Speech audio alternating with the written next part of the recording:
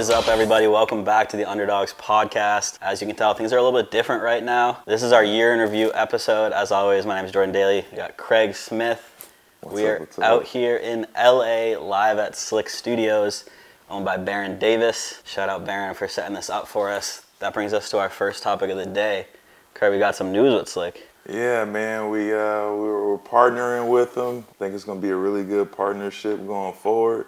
But it just shows our hard work and being committed at trying to bring this new vibe of a podcast to the world. Right? True. And it's like crazy to think about our future when we like look back at where we started, right? Like this started a year ago. We first started filming, I think we released our first episode back in the beginning of January last year. And it's crazy to think like how long it took to even get to that point. Like, I don't know if you remember, me and Mike were talking about like doing a podcast for a while, and then we were like, oh, we want to set this up. And shout out to Mike, by the way. Mike couldn't be here. He had a family emergency. So we were thinking about him, praying for him, and hoping everything can get better. But he will be back with us when he is good and ready. But yeah, we first started talking about a podcast, and we were like, we got to get Craig in on this. We didn't know what we wanted to do yet. We were just like, we want to do a podcast. Let's get in on it. And we first started talking about like ideas for names. I remember we first set up the group chat. And we like had no idea of a direction we were going in or anything. We just knew we wanted to do a podcast. Yeah, we knew we wanted to, like, we had good information to give to the viewers, especially like the young viewers, the up and coming basketball players, and some of the people who have seen us play for over the years. But yeah, it was just, we were just really excited and just trying to figure everything out. But we did, though. We did. And it was funny thinking about the name, too, because the name ended up giving us the whole inspiration behind the podcast. I remember we were throwing out random ideas, and then you were like, what about the Underdogs? And that kind of started everything for us. I mean, yeah, because I don't see it happening any other way. Like, my career, I've been an underdog. Mike's career has definitely been an underdog. I mean, you're an underdog by nature. True. So it was like a perfect fit of a name. Yeah. And I felt like this is something that's going to be different. This is going to be guys that we talk about our upbringings and our different experiences, and then we get to collab at the end of that and kind of show like the great side of things, and out of being that you can come out of being an underdog, like it works well. Yeah, and it's cool to think like, you know, obviously you and Mike and all the guests we've had understand it, but you know, from someone that's on the outside like myself that didn't live through all these experiences, I think this is a great way for the rest of the underworld to like understand like what you guys are all going through and what life is like on that platform and that pedestal that we've talked about. It's, you know, really eye-opening to think everyone thinks being like a celebrity or a pro athlete is all this glitz and glam and this next level stuff, where it's like you don't understand like the downside of all that and what that has to affect with. And you know, that was kind of what our first episode was about. We first recorded, we didn't really know what we were doing. We did it through Zoom, and if you go back and watch that episode, it is terrible. It is so bad. Well, first of all, it was like 8 hours. So let's just talk about that. And then the fact of like, we were really just trying to explain like who we are and what this podcast is going to be about, which is really long. But I think at the end of the day, people really like kind of bought into it. And that's what kind of led up to like more episodes for us, for sure. Yeah, it was cool to start. And I think the first one we just used Zoom and we kept it pretty simple, but then shifting to the second one, we had Dudley on. We were like, oh, we want to make this like better looking. We want to make it look better. So we were like looking into these different programs, and we found this program called Riverside, which caused us so many problems. Yeah, it was a little bit difficult for us to use Riverside. No disrespect to Riverside, but I mean at the same time it was just really difficult for us. Yeah. And that's when we just started to like, let's keep it simple. Let's go back to the Zooms. Yeah, but that first episode we had a guest. We had Jared Dudley on, your former BC teammate. What was that like being able to, you know, kind of touch up with him again and hear his full story? Oh, it's cool, man, when you can always reconnect with somebody that, you know, you went to war with and that you grew up with. And for me, it was just good because he's done so much, like, and I haven't been able to talk to him. He's been an NBA champion. Now he's pretty much a big-time coach. Yeah. Coaching one of the greatest players in the NBA right now, Luka Doncic. So, I mean, it was just a real privilege to get to talk to my old BC buddy, and we get to share, like, really good stories. That episode was cool, too. That was our first one with a guest, like I mentioned, and we didn't really know what to expect. And I remember posting that, and I have the YouTube Studio app on my phone so I can, like, keep track of analytics. And I checked, like, 3 hours after posting, and it was, like, blowing up apparently a news coverage picked up audio clip about Jared talking about how he was on the phone with AD talking about rehab and injuries and how he was able to help with that. So that was like huge for us to kind of, you know, our first real episode and already. Yeah, like just had that opportunity of somebody actually following us, picking us up, and actually writing a story about it, let us know like we were definitely in the right lane and in the best situation possible. And I mean, we couldn't have had a better first guest than Dudley. Like, absolutely. So I mean, that was eye-opening and eye-raising, and gave us so much hope going forward. Just based upon we've already in our second podcast show. We've had a write-up about us. And I feel like that was the perfect guest, like you said, too, because he's the ultimate underdog. Like, if you ask, like, a casual NBA fan about Jared Dudley, they're going to be like, what? But then you, like, talk about him, you hear his story, and it's like everything he's done and the impact he genuinely had, and there's a reason, you know, he was able to last in the NBA for so long. It's like he had a role, and he knew his role, and he killed it. So. Yeah, absolutely. Because, I mean, it's very difficult to last in the NBA, right? It's easier, which is still very difficult, but it's easier to get in.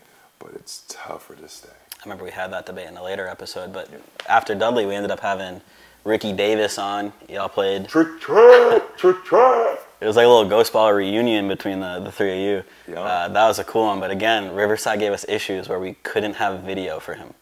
Yeah, it kind of cut us off a little bit, but I mean, we got some really good stories from Ricky. I mean, Ricky, he's one of my vets. I was one of his rookies, so.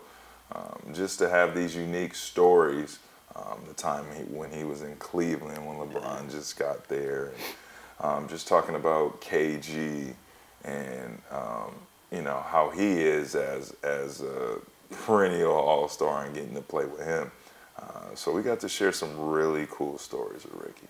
That was a cool experience too, and I know one of those stories we talked about was his infamous triple-double attempt. Yes, off the backboard. Yeah. Such fun times, man, when you get to hear these stories and unique things that, you know, like, especially because there wasn't no social media back then, so you really didn't hear what he had to say. And then now, right, being that we have this type of platform, we get to hear those special stories. And it's crazy to think there are so many guys like that are misunderstood from playing back then because, like you said, there was no social media, there was no real way to, like, communicate yourself to the general public on your own. Yeah. So it's like, it's hard to even compare the eras in that sense. Yeah, absolutely. Very tough, very tough. But that's what people like to do, compare, right? And talk about it in battle. Oh, this person's better than this person. It's like, we would never see that matchup. True. You can't compare eras. But after Ricky, we mixed it up. We had an actor on. Hooper, too. Hooper first. I should throw that out there. Yes. Antwon Tanner. Antwon Tanner was a hooper who got discovered playing basketball, ended up getting picked up for a few movie roles and TV show roles. So that was really cool to have him on. What was your thoughts on that episode? I mean, that was real big because I felt like we were hitting a different market, especially with like the One Tree Hill fans. But it was just a different, unique perspective. And then to get to hear these stories just based off how much he loved basketball, that really got him into acting and really pivotal basketball movies and TV shows. One of the greatest movies of all time in terms of basketball. Yeah, Coach Carter. Yeah, Coach Carter, definitely all time. But I believe it's also Sunset Park. Yeah, that was that where you got to start at? Yeah, and I think that was the intro. That was a big basketball movie as well. And then I mean, landing a big time basketball role on One Tree Hill. I mean, and like we got to talk about that too. Is like he stayed for the entire show. Not many people did that. That was one of like the most popular shows in the country at the time, and he stayed for all of those seasons. You need a little bit of luck, right? That's what we're talking about, lasting in the NBA, right? Like, it's very tough. But I mean, like, when you good at something, right, like, it's going to show. And he was very convincing in his role, and that's why I feel like he had so much success.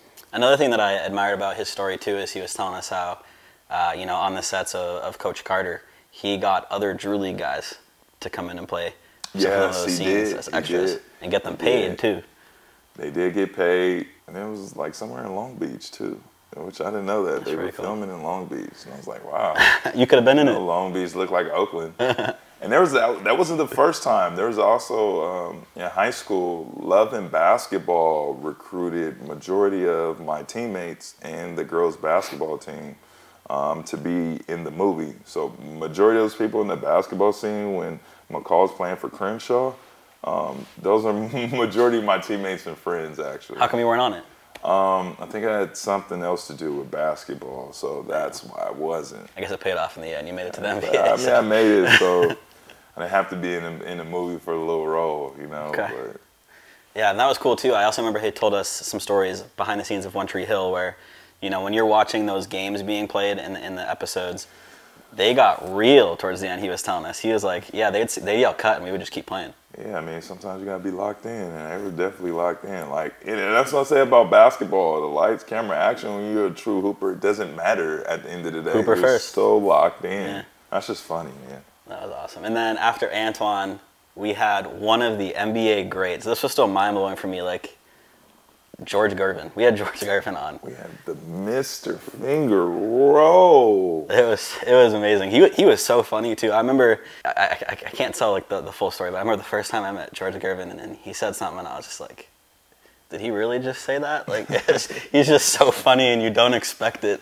Yeah, he's funny. He has really good stories, man. But I mean, at the end of the day, he's all about just good times and having fun and enjoying life. 100%. He loves his golf right now. Oh yeah, he's a big avid golfer. But I think that episode, right, is just talking about you getting to play with Jordan, Jordan getting to see you as that ultimate vet because Jordan watched you so long, and your convos with Jordan back and forth. I thought that was something special. That was cool, yeah, because he was the vet at the time. He wasn't, you know, the George Gervin that we knew was dropping, 60 points a game or anything like that. And this was a young Jordan before Jordan had really proven himself. And I remember, you know, Iceman was telling us stories about, you know, they were still trash talking each other at that point. And like, it's just so cool to think about. And it's like that level of competitiveness that you need to make it in the NBA. And then another funny clip that went viral on TikTok was we were asking him, we were doing the Give a Dog a Bone segment, which was the rapid fire questions. And we asked him, who is the hardest player to guard? Do you remember his answer? No. He said they didn't pay him to guard anybody. He didn't play defense. That was his answer.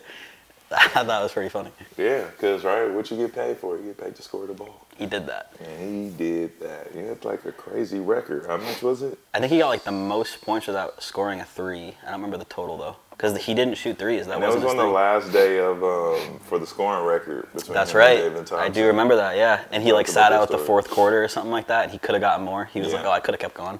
Yeah, but after he did, he just sat down. That's right. Classic Iceman. Forgot about that. And then after Iceman, this is honestly one of my personal favorite stories I'd interviewed in the past. I've been able to work with him, and he's an awesome guy. Jumaine Jones. Yeah, Jumaine Jones. Yeah, that was a really, really good podcast. We talked a lot about mental health. Yep. Talked about times with AI. I mean, he got to play with Allen Iverson.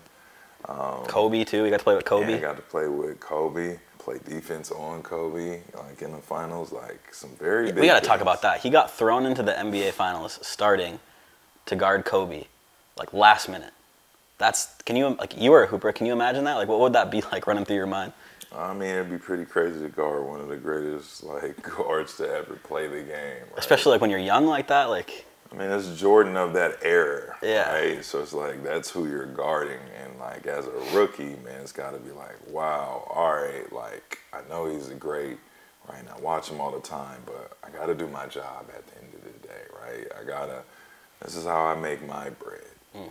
But I mean, that's a crucial matchup being a rookie and got to face a bloodthirsty Kobe. And on the biggest stage at that. Oh yeah. NBA Finals will get no bigger. No. And but that story, his whole story, which he since wrote a book about. I know I've read it, but he opened up a lot about, you know, the mental health struggles of, you know, switching to, you know, you're on this stage and you're getting a lot of money. How do you deal with that?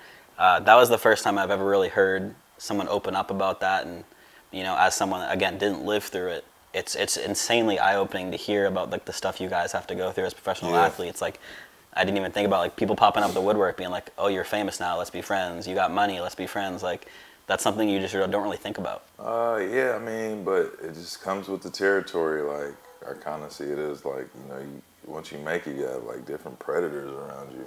You know, people that want things from you or think you can change their lifestyle versus actually what can you do for me to make yourself look good in the limelight. And that's what I always say, like, when you're young and you know you're going to be destined to play this game, you make sure you have the right people around you that are not looking for handouts, but actually like, hey, I can help you in this situation. I can get you deals, or I can connect you here, but only in the right situations. Nothing really negative, because, right, those situations happen as well, where you get put in bad business deals or you just lose your money in certain situations. So you really got to be careful. Because once you make it, because you are a 1%er now, right? Because you make a lot of money, there's going to be a lot of people that feel like, well, he can help me, and this is how he can help me, or these different ways. So that's tough. That's a tough thing to deal with, and that, I'll never be able to, relate to. But, definitely if you're a fan of the game, or, someone that's been on the outside of that, definitely watch that episode. It's extremely eye-opening. But moving on from him, we then had a 2-time NBA champion, Mario Chalmers. Yeah, we had Rio, man, one of my favorite guards I always like to watch since he was at Kansas. Got to be a little bit of his teammate in the 5 tournament, which is a tournament during the pandemic. Yeah. But man, Rio was a really good episode, and just the fact of talking about him being from Alaska and then coming to join like the California AAU circuit, the West Coast circuit, and really getting his name and getting that opportunity to go to Kansas. It's unbelievable to think how, being in Alaska, so secluded from the rest of the country, how he was able to get his name on the map and then still go pro at that. I think he was one of 3 or one of 4 guys from Alaska to ever do it. And he's changed the game there. I remember him talking about how it's like, everyone looks up to him in Alaska because he was like, oh, he can do it, so can I. Yeah. And that's kind of what the Underdogs is all about, like proving that, all of these guys before you have done it. They've all dealt with stuff, and they're opening up about it here to help you see that, you can push forward whatever you're dealing with, and you can get to that too. Yeah, no, absolutely, man. And just really thankful we had him on there. Let's talk about another one, even in his college days. They won the national championship. And a great way of doing that, too. I remember he walked us through that. That was your Rhino vision. Yep. I think you had him walk us through the famous shot, which is one of the greatest moments in college basketball. Yeah. And, one of the things he talked about that I didn't really know until we were, like, researching for this episode and planning for it is, before the shot, Derrick Rose was at the free throw line. Derrick Rose could have iced it, sealed the game, whatever. And Rio whispered to him, he's like, if you miss this shot, it's over. He predicted the outcome of it. Derrick Rose misses the shot. Rio runs up, walks us through the play. He was like, oh, we've talked about this so many times in practice. We've done this exact play so many times in practice. And he was like, even when that guy slid and fell and tripped, I knew I was going to hit the shot. And he did it. It's his destiny, man. Shout out Rio, man. Good episode. That was a great episode. But you were a college grade, too. Like, what is that like, being on, like, a college campus, knowing it's like, you got that top dog vibe going for you? Man, it's an amazing feeling, but like I used to have to walk around with like headphones because people would want to distract me so much that I wouldn't be able to make it to class. So I always had to look like I'm always in game mode, like leave me alone. But if you knew me, obviously you come tag me, but like I don't play when it come to class, so like let me get to class. Yeah. But like it got to a point where it was kind of crazy where like there's certain places I couldn't go within the school, and people were actually trying to beat me to get girls. Like really? There were people literally like, hey, like dude catfishing pretending to be you so he could get chicks. That's weird. That was sick. But I was like, if you get some, I mean, that's a rhino assist. A rhino assist. That's funny. No, the next episode, which I think is personally one of the funniest ones we've had, Ryan Hollins. Oh, definitely, man. Ryan's a character. That one was so long. We like didn't plan for it to go that long. It was like 3 hours. I think it was like 2.5, but we couldn't cut anything. We like still tried to cut a couple things, but like it was just so good. That's why. It was so funny, and one of my favorite moments of this podcast, and by far the funniest moment, was when you started talking about the pie eating contest. And Ryan Hollins' visual reaction to that. Hey, matter of fact, we got to get Matthias Kiwanuka on the podcast for that. Because, like... Rematch? Yeah, I mean, I won. So, I'm 1-0 in pie eating contests. So I'm 1-0. You got to run it back. If they want to run it back, but I know I'll be 2-0. Matthias, he's challenging you. It was That's just a challenge. a way, like, I just went in and attacked the pie. Literally. Like, no mercy. Cobra Kai. Sweep the leg. I remember he was telling us one of the stories earlier on before he was a pro. He would work out with his dad, and he was telling us how aggressive his dad was. He would shove him in the bushes. Yeah, like, these one-on-ones were, like, really aggressive. But I felt like that's what made him who he was today. Yeah. And, like, you can't, like... I mean, that's what helped him make it to this league. And I felt like he had a great bond with his dad. And for me, like it's always tough, especially because he talked about like his passing and different things like that. So it's always tough to know like he still holds such a special place in that guy's heart that every day that guy goes to work, it's because one of the reasons is because of his dad. Yeah. After Hollins, we ended up having Chris Copeland on. I know he's one of your personal friends. That was a cool experience too. He had a unique path to the NBA where he didn't get drafted, played in the D League for a little bit, went overseas, and then came back into the NBA. Man, it's one of the toughest things of being overseas and trying to get in the NBA, and that's something he did, and did it at a high level, right? Because he came with the Knicks, was known as a three-point assassin, then had his opportunities in Indiana, where he played well. He's been in the playoffs, and I mean, he's had a heck of a career. But more importantly, he's a great person. And I think that's what kind of, for me, trumps his basketball career, just being what type of person he is. Yeah. Yeah, and after him, we had another Cali guy, Dorell Wright, on. He was our first guest, straight out of high school. He talked about how winning a championship earlier in his career kind of set him up for the rest of his career, where teams would, you know, approach him to be a locker room leader. You know, they're like, okay, well, he knows what it takes to get to the championship, to win a championship. We want him in our locker room to help these young guys learn. Yeah, my St. No Classic teammate, I think we both averaged like 30, so sick. But just his overall experience, just going to prep school and out of prep school, going to the league, becoming and understanding his role of a 3-and-D guy. But like I thought it was big that like being that you won that championship, like your leadership now in different locker rooms like holds differently, and like you can see it today as he's doing some wonderful things today, and he's even in broadcasting too with Golden State. NBC, like for the Golden State. Yeah. Speaking of Golden State, he got to watch that torch being passed from Monta to Steph. He was there for that. He was there for that. He did get to see that moment, that clarity. And then I think he led the NBA in three-point shooting too. Yes, yeah, for a year. After him, we had another NBA great, Mike Bibby. One of the most notorious underdogs when you think about it, how he'd never got an All-Star nod in his career. When you think about how great of a player he was. Crazy he didn't get an All-Star nod. But at the same time, it's tough. That's, you know, it comes with the territory. But for what he did, he will always be respected. 100%. And that series with the Lakers is so memorable. And I mean, he had one of the biggest shots in his career and probably in NBA playoff history. With that one dribble pull up off the C Webb play. Yeah, and Webb, he said Webb trusted him 100% on that shot too. He never had a doubt in his mind he was going to take it. But you know, Bibby's own words, you know, there was some scandal going on in that series with the refs, but you know, everyone knows who the best team in the league was that year. After Mike Bibby, we ended up having our first female guest, Commissioner of the Drew League, Chaniel Smiley. The genie bus of the Drew League. Okay, you already know what happened with that too. That was big because they got put on, I think it was Channel 11, Fox 11, out here in LA. I mean, that was just another moment of clarity for us. We've already been written up in the newspapers. Now we're getting put on TV in the news. But obviously they didn't really give us a shot. No, they didn't give us credit. They just took our thing. They just took our thing. Just took our thing, man. After that, one of your personal guys, Cedric. We had Cedric on.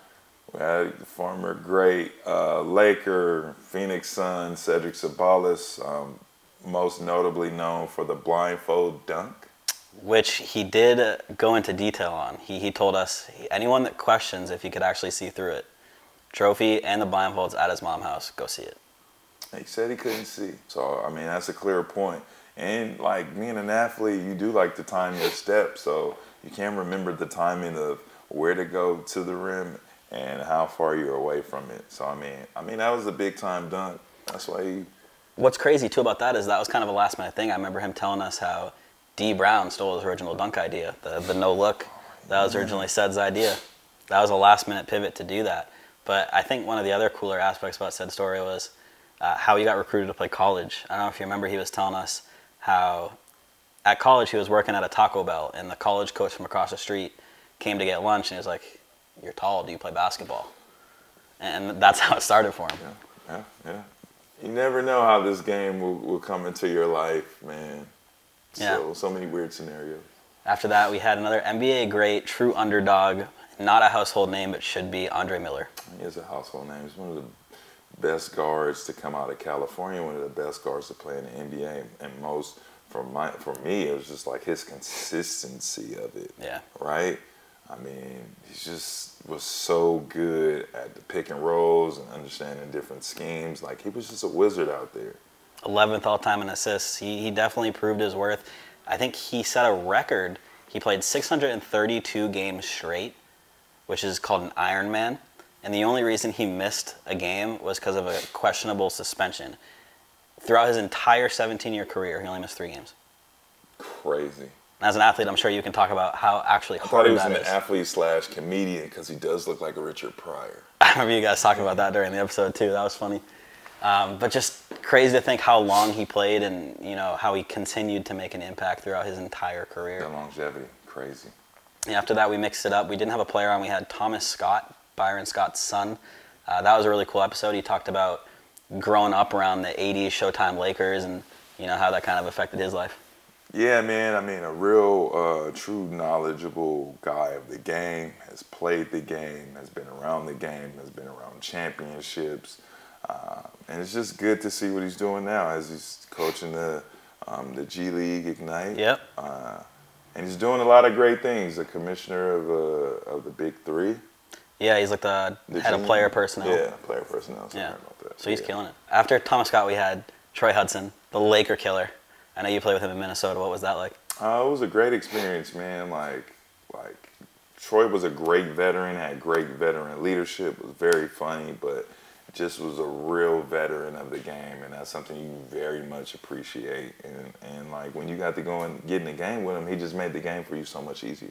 One of the cool things I remember about the T Hud story was his KG stories. I feel like every guest that we've had on that has had some type of encounter with KG, including yourself, has had nothing but amazing things to say about the person he is, the work ethic he has, and, you know, the leader he can be.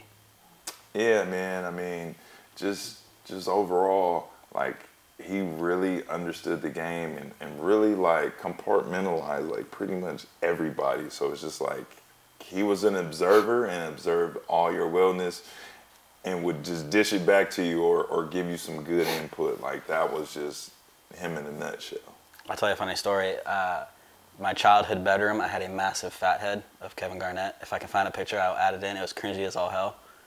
But huge KG fan. After that, we ended up having Jordan Norwood, our first football player. I got to meet Jordan through the Big Three. He owns a team now through the NFT thing, but he set the record for the longest punt return in Super Bowl history the year the Denver Broncos won the Super Bowl. Almost scored, right? Almost scored. It was like a last-second thing. And he wasn't even supposed to be in that play. But he set him up and put him in position. It's just like, you got to stay ready. And that was his point, yeah. Stay ready so you don't have to get ready. And when your number's called, right, you just answer it. Yeah. And in that position, that's what he did. And out of that, you help win a Super Bowl ring. And he got to play with Peyton Manning, one of the greatest quarterbacks of all time. One of the biggest helmets I think I've ever seen, too. Don't joke on me, Peyton. I know you got jokes. Yeah, that was such a cool story to tell, though. Like, he wasn't even expecting to play in that game. He wasn't like a known punt return guy. He was a receiver. And I forget who he said it was, but came up to him right before the play and was like, "You want to get this one?" And like he thought he was going to fair catch it. And if you watch the play, everyone's expecting him to fair catch it. And he just doesn't. He just goes. Yeah. Like, crazy athletic ability there. So shout out Jordan. That was an awesome episode. After that, we had another Big Three guy, Donte Greene, come on. That was a really fun one. I got to meet Donte and meet him through the Big Three, and he's been a great person. But, you know, one of the crazier stories he had was he was a Syracuse basketball legend. And when he declared for the draft, Syracuse fans were not happy about that at all. Yeah, they wanted to see him play a little bit more, but you know, what's tough about the league is sometimes you got to go when you're young. That's when they want you, and you know, when you're a hot commodity, you got to get up out of there, as I say. Yeah. And yeah, it sucks for the Syracuse fans because maybe, you know, the next 3 years were a little bit difficult, right? Yeah. You didn't get to go longer in seasons, but I mean, for him, he got this opportunity to become an NBA player. Yeah, that episode was really cool because we really got to go into detail about, you know, how that decision making goes for staying in college, going pro, and he really kind of took us through all the pros and cons and what everything went in his mind was. So that was really cool to hear behind the scenes. After that, we had another really great story, Eddy Curry. If you haven't heard his story, go check it out. Essentially, I think he was the second overall pick in his draft. It was hyped to be this fourth. Okay, expected to be this, you know, amazing talent, getting drafted to his hometown team in Chicago. Ends up having a heart issue that affects his entire playing career while he's going through a bunch of other personal issues as well.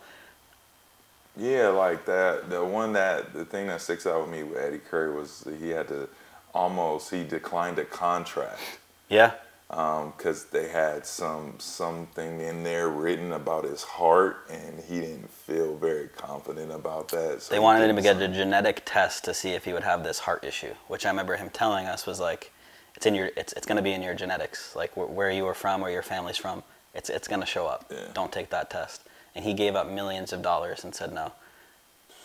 And it's crazy to think how, you know, him dealing with all these things behind the scenes, the public don't know that. They're just starting to label him a bust. Yeah. And it's another one of those things where, like, if you're not in these situations, you're not a pro athlete, you don't understand this side of the game and this side of the industry. Yeah. So that was another very eye-opening story. After that, we had James Flight White, another big three guy, top 5 dunker of all time. That was an interesting one. I wasn't expecting it to go in the direction it did. Yeah, because the thing that stuck out for me was when he talked about being a dunker. He got labeled a dunker his whole career and going into some job fields of today. Like, they think he's just a dunker and there's nothing more to that, in which, like, you get to hear clearly, because the man's very intelligent. Yeah. He's way more than just a dunker. He knows the game, but it's the fact of him being labeled just because of all these highlights. Yeah, and that's a thing you don't think about, you know, on the front hand of things, where it's like, you wouldn't call Ray Allen just a three-point shooter. You'd call him a great basketball player. You wouldn't call Steph Curry just a great three-point shooter. It's like, so why for Flight? Why are you just calling him a great dunker? So that was another interesting behind-the-scenes aspect to think about. David Hawkins was next. David Hawkins was cool. Went to Temple, right? Crazy upbringing from D.C. Yeah, that story specifically was interesting because he talked about how his family affected his college recruitment process with his brother specifically. Yep, sure did. And then he brought Darren Williams overseas during the NBA lockout. Yes. Him in Salt Bay. Which, he's in hot water right now because of the World Cup, but we won't go there. Yeah, he was talking about how, you know, they tore it up over there, and he was like this international great. He couldn't even go to the mall without being like mobbed by people overseas. That's which crazy. Is so you can't funny. go to the mall, man. That's an experience. But I remember him talking about the effects of that, mental effects of that too. Is like overseas, he's this big star, everyone knows him, and then he comes home and he's just like, not many people know who he was, and that was weird for him. Yeah. I think he even called like overseas was home to him, and here was just like, oh, he's here. Like, this isn't his home. Yeah, I mean, but I feel like he's had a really good career, and he's finished out and having a really good career being a recent champion. Yeah. Bobby Jones was our next guest. I know he's a personal friend of yours. You guys played for Team USA earlier on in your careers. Yeah, played for Team USA, won a gold medal together. Very good guy from the city of Compton. And one thing that stuck out for me was just his experience being drafted in the league and having a Sprite story about Lou Will and Andre Iguodala. You want to give a quick recap of that if they missed it? Yeah, it was just the fact that everybody clearly had some label in calling Lou Will Sprite from something of being in it was like Bow Wow's MTV Cribs thing, yeah. So they were giving him a little bit of ish, right? And Iguodala, which was, I think he's younger or the same age. Yeah, something like that. And Lou Will just didn't appreciate it, so you just had that sense of like, hey, you can't say that. It's just like when maybe like your little brother says something and is that annoying, Yeah. right? And you're like, nah, everybody but you. Everybody can say it but you. And it's like when you tell someone not to do something, they're gonna do it. It's just human nature, right? It is. But it's been a great first year of the podcast. We still got plenty of room to go. You know, we're with a studio now to up our content, make our game stronger. I'm excited to see where this goes. Very excited. We got some really good guests coming up, and just can't wait to show them. I'd rather not talk about it. I just rather them just see it. It's been hard for me, man, being behind the scenes and like knowing all this stuff is coming up and not being able to talk about it is so hard. But yeah. And you get me with that a lot. No, I get you with D. Craig behind the scenes gets me all the time. Like, it'll be like a month. Look, a month will go by. People laughing, so we know how funny. A month will go by, and then he'll just hit me with it, and I'm not prepared for it. Yeah, I gotta watch myself. You definitely this year, you in 23, you gotta watch yourself. I'm prepared now. All right, but hey, this has been fun though. Yeah, I've had a great time. It's been a good year. It's been a very good year. Can't wait to see what the next year unfolds for us. Next season is going to be really dope. So stay tuned, you guys. Peace.